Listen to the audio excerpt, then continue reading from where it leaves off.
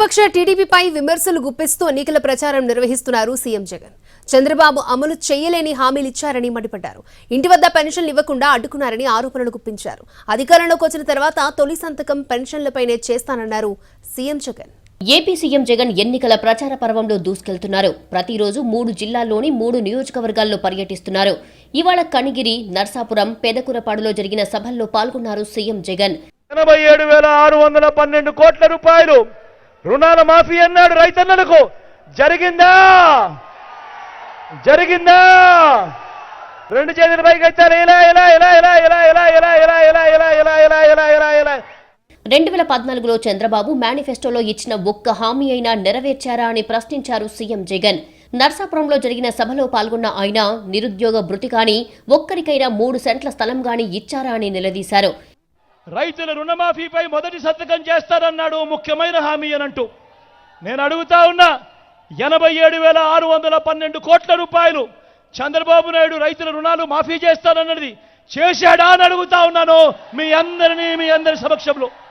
రెండు చేతుల పైకి ఎత్తాలి. ఇలా ఇలా ఇలా ఇలా ఇలా ఇలా ఇలా ఇలా ఇలా ఇలా ముఖ్యమైన హామీ అన్నట్టు పొదుపు సంఘాల రుణాలు రద్దు చేస్తామన్నాడు. ఏకంగా 14,205 కోట్ల రూపాయలు పొదుపు సంఘాల రుణాలు ఒక్క రూపాయి అయినా మాఫీ చేశాడా అని అడుగుతా ఉన్నాడు మీ బిడ్డ. టీడీపీ అధినేత చంద్రబాబుపై విమర్శలు గుప్పించారు సీఎం జగన్. పెదకూరపాడు సభలో పాల్గొన్న ఆయన చంద్రబాబును నమ్మడం అంటే చంద్రముఖిని నిద్రలేపినట్టేనని సెటైర్ వేశారు. చంద్రబాబు నాయుడు గారిని నమ్మడము అనంటే చంద్రముఖిని మళ్ళీ నిద్ర లేపడమే అన్నది ప్రతి ఒక్కరూ కూడా గుర్తెరగమని కోరుతా ఉన్నా. చంద్రముఖిని మళ్ళా నిద్ర లేపితే ఏమవుతుంది?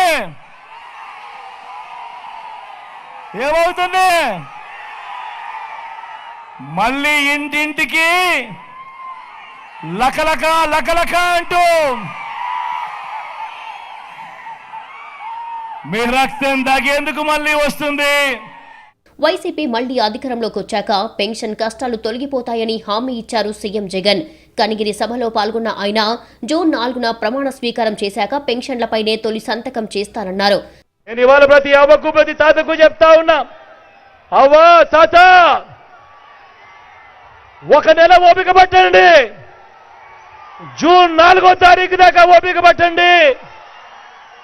మళ్ళీ మీ బిడ్డ ప్రమాణ స్వీకారం చేస్తాడు.